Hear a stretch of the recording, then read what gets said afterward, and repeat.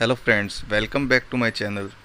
तो जैसे कि पिछला व्लॉग्स जो मेरे थे वो केदारनाथ धाम जी के ऊपर थे, तो काफ़ी सारे कमेंट्स आए मेरे को कि मेरा खर्चा कितना आया है केदारनाथ धाम जी के ऊपर। तो इस वीडियो में आज मैं आपको यही बताऊंगा। तो आपको बता दूं कि मैं दिल्ली से गया था। दिल्ली से हम बाइकों पे गए थे हम सारे दोस्त। उस टाइम जो अपना कावड़ यात्रा का समय था, तो सबसे पहला जो खर्चा था वो था पेट्रोल का। तो हमने जब शुरुआत में दिल्ली से पेट्रोल भरवाया था वो भरवाया था 1000 रुपये का। तो उसके बाद हमने जो पेट्रोल भरवाया था वो भरवाया था, फिर हमने श्रीनगर में पेट्रोल भरवाया था, वो हमने 100 रुपये का भरवाया था। फिर हम धारी देवी माता मंदिर पहुँचे। धारी देवी माता मंदिर हमने दर्शन वगैरह करे, ठीक है। वहाँ पर अपना दर्शन करने के बाद हम फिर निकल गए।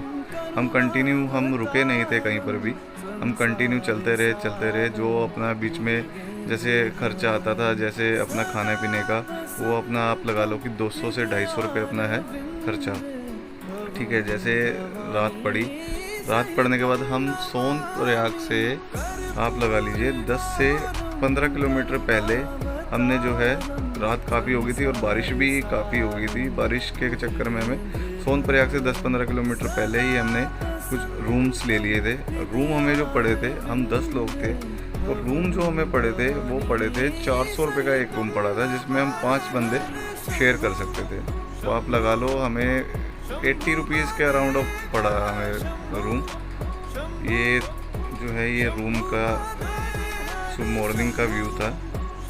तो हमें आप लगा लो कि खाना पीना खाने के बाद जो है पर बंदा 150 रुपये के आसपास पड़ा था। फिर हम यहाँ से निकलने के बाद हम 10-15 किलोमीटर रह गया था।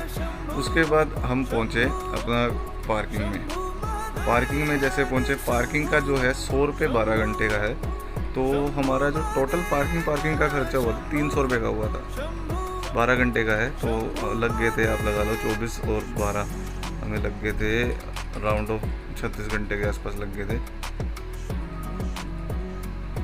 फिर हम यहाँ से निकले तो पार्किंग से आगे थोड़ा चलने के बाद रजिस्ट्रेशन होता है। रजिस्ट्रेशन फ्री होता है, वो अगर आप करवाना चाहे तो बेस्ट है। वैसे आप करवा ही लीजिए कि इन केस कोई भी मिस हैपनिंग होती है तो आपके घर वालों को इन्फॉर्म कर दिया जाता है कि आपने रजिस्ट्रेशन करवाया है। जिन्होंने रजिस्ट्रेशन करवाया होता है उन्हीं का ही खाली उन घर वालों को बताया जाता है। फिर वहाँ से आप लगा लो आपको 50 रुपये सवारी के हिसाब से जो है वहाँ के बलेरो गाड़ी वगैरह वो मिल जाती है।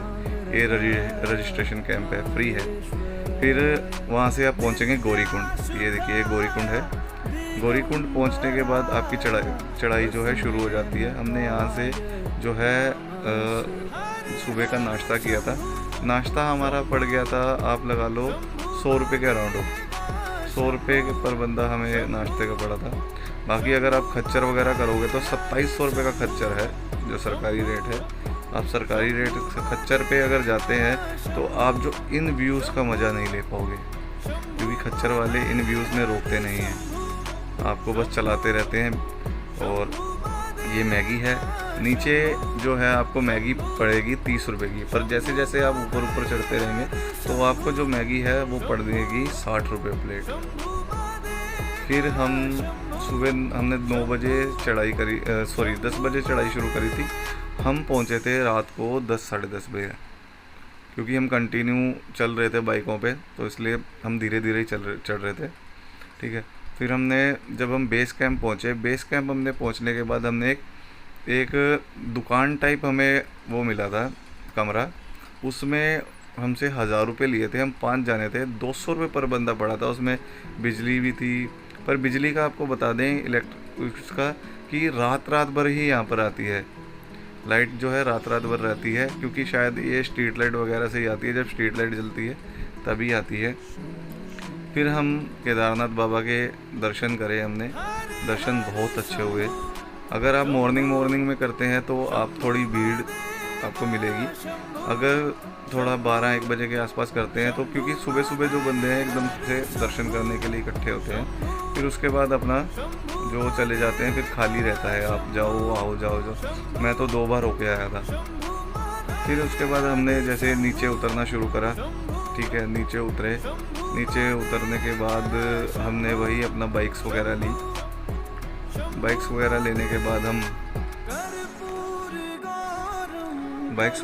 के बाद हम वहाँ से निकले। हमारे तब तक पार्किंग का किराया जो था वो 300 रुपये हो चुका था, ठीक है। इसी आप अगर केदारनाथ बाबा से ऊपर अगर जाना चाहते हैं तो आप ऊपर भी जा सकते हैं।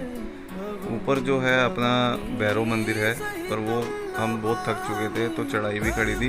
हम कावड़ पे आए थे तो हमें जल्दी जल्दी यहाँ से निकलना था और हमें जल उठा के दिल्ली भी पहुँचना था। तो हम जैसे नीचे उतरे, नीचे उतरने के बाद आप लगा लीजिए कि रात को जैसे हम नीचे उतरे हैं तो काफ़ी बारिश शुरू हो गई। बारिश शुरू हुई, पर जैसे हमें निकलना था क्योंकि हमें जल भर के दिल्ली भी पहुँचना था। पर जब बाबा ने रोकना था तो रोक ही लिया। फिर हमने वहीं पर जहाँ पर हमने रूम पहले लिया था, यानी कि सोनप्रयाग से 10 से 15 किलोमीटर आगे पहुँचने के बाद हमने वहाँ पर लैंडस्लाइडिंग वगैरह हो गई थी, तो हमने वहीं पर ही रूम ले लिया।